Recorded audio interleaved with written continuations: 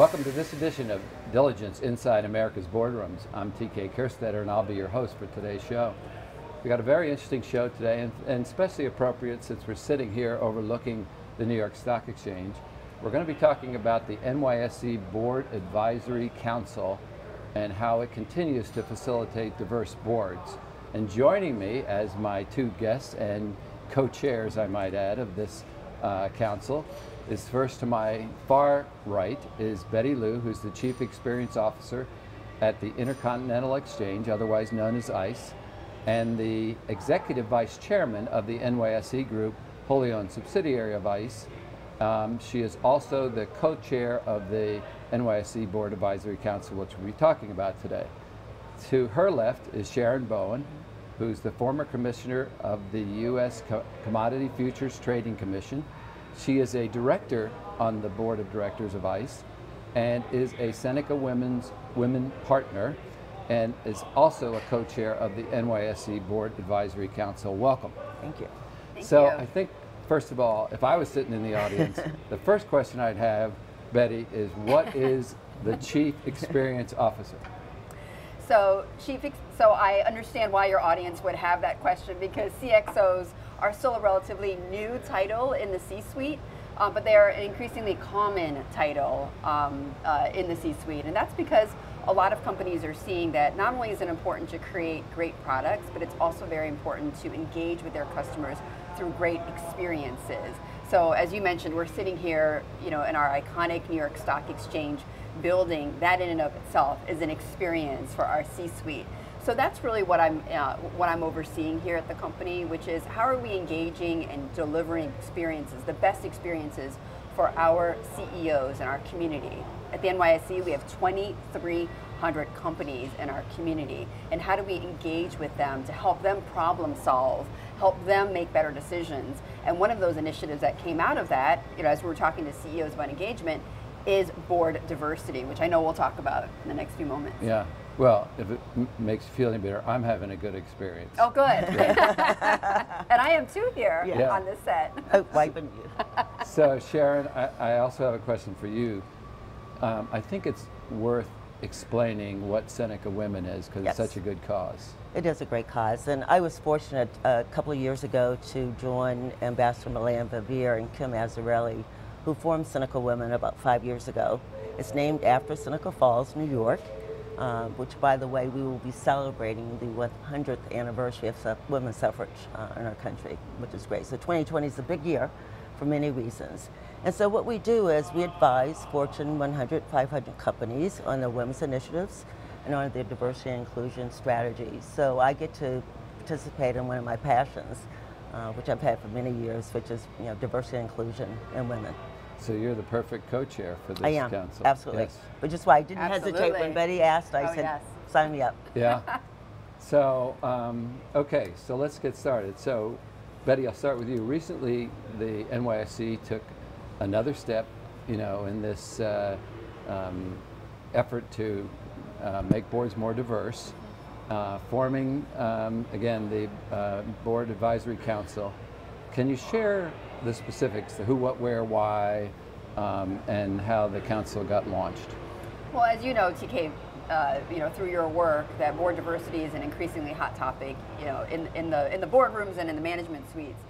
When I first joined the NYSE about a year ago, and I was out talking to our companies, many of them were talking about how diversity is very important to them. Many of the CEOs were saying that diversity was very important to them, and particularly in the boardroom, but that they were struggling a little bit with not the how, but struggling with placing members on their boards. It's a very long and arduous process. And so I thought to myself, well, we've got this great platform here, this great community of companies, as I mentioned, 2,300. If there's going to be a board candidate sourced, very likely it would be sourced from one of our companies. And if there's any company that's looking to expand their boards, it's also in our own community. So why not match them together? And that's how the council was formed. We wanted to bring some senior leadership from our NYSE companies. And so we have on our council 16 CEOs from companies like Coca-Cola, Merck, P&G, Delta. And so these are really top companies that have taken leadership on board diversity. They've come together, and their job is to nominate diverse candidates who they feel, these CEOs feel, are qualified to serve on public and private company boards. And one major point on that is that we ask these council members to nominate people that they would put on their own boards. So these are really CEO qualified candidates. And what we do is through our summits, which we're going to be holding our next one in December, we match these candidates with NYSE companies that are looking to expand diversity on their boards. So we're basically giving them a database of candidates that they can pull from, and it's all because they're a part of the community. We don't charge for this. It's all because they're a member of our community. This is our effort to help them problem solve an issue for them. Yeah. Well, I was going to say, plus I think that it shows the power of networks, and what better network than the CEOs that we have joining us in this effort. And we know that many board members are named because of a referral from one person to another. So. Yeah. It's interesting, though. I'm going to bet that all the CEOs that signed up, it's almost like preaching to the choir.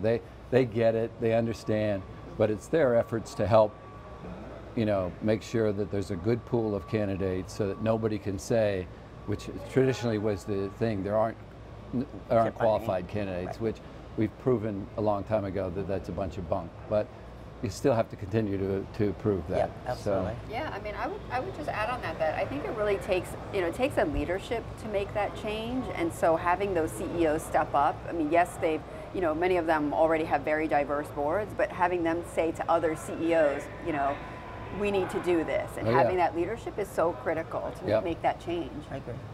So, Sharon, I know that the council has had one meeting and it's had a summit where you actually brought people together.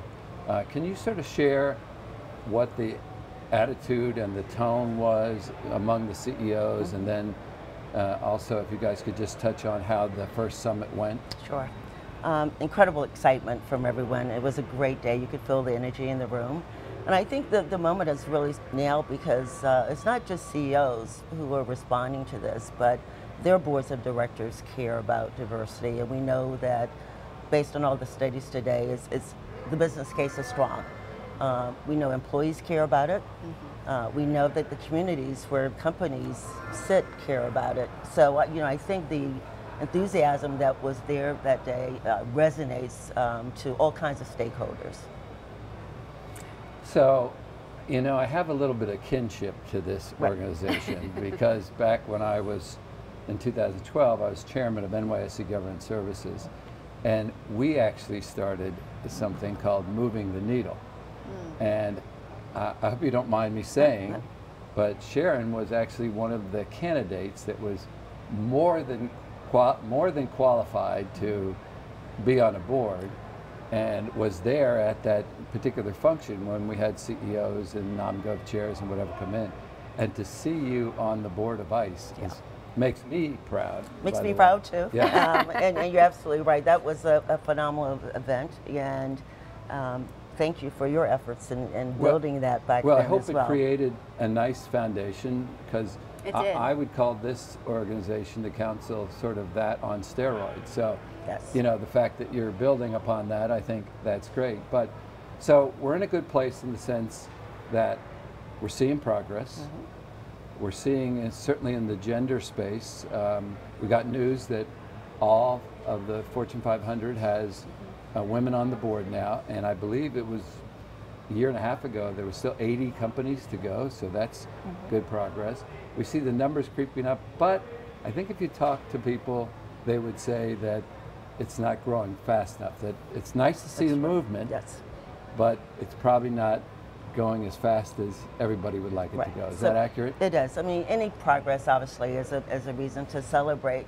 But I think when you look at the raw data in terms of the pure numbers, it's not that impressive. For example, for women of color, out of the new board seats from 2016 to 2018, only 32 of those seats went to African American women, 17 went to Asian women, and 4 went to Latino Hispanic women. So when you look at the raw numbers, that's not good progress, in my opinion.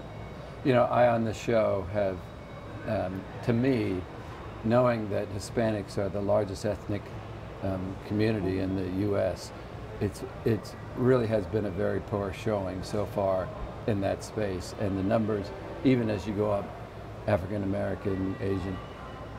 Women have done better in the all the categories, but the Hispanic really, I've had Esther Aguilera on the show with a Latino group, again trying to promote that, but it's we have to focus on it though. We have to be very intentional. I can tell you it won't happen organically, and so I think an effort like we're doing is being intentional to make sure that we can make progress, not just with women, but also with minorities as well. I agree. Yeah, and I would just add that I 100% agree with Sharon, that there's an intentionality, and we actually sometimes have to remind our council as well about, that diversity is more than just gender diversity. It's racial and ethnic and age and sexual orientation, and there's a lot under that umbrella of diversity. We have had several groups reach out to us. We've had the Latino American Corporate Directors Group, the Black Corporate Directors Group. So we're also very intentional about it as well, and we want to make sure that we're including various organizations to partner with us on this council as well. Yes. So let me ask you both, what can our audience, our board audience, do to support the efforts of the council? Yeah, so I think, so one of our major metrics for success is that we expand this network and this database, I call it, of candidates as wide as possible, because we ourselves may have our own blind spots on our networks, right? So we want to expand that network as wide as possible. So to the extent that your audience has candidates, or they would like to join a board, the only thing that we ask is that they are qualified, that they are essentially endorsed by their own CEO, and preferably it's a CEO of an NYSE listed company. So, so to the extent that your audience can bring up names of candidates, we're all ears. And I would encourage them also to have that conversation within their own boards of directors, and to make sure when there are vacancies that their nominations and governance committee has in front of them a diverse slate of candidates to look for. Yeah. Well, great cause. Sounds like great coordination to get this off and going. I wish you guys the utmost of good fortune. And again, I'm happy to have been in the early birthplace, and hopefully that provided some guidance for this going on. But thank you. You were ahead of the curve then. Yeah. Well, I don't know. I have 2 daughters, so I was especially sensitive to the issue that they have opportunities as well. But I do want to thank you both for taking time out of your busy schedules to join me. And again, go get them. Thank you. Thank you. And that will conclude this edition of Inside America's Boardrooms. We hope you enjoyed the show. We'll be back again next week when we take another look at a critical topic that will help you be a better board member or committee member. So we'll see you then.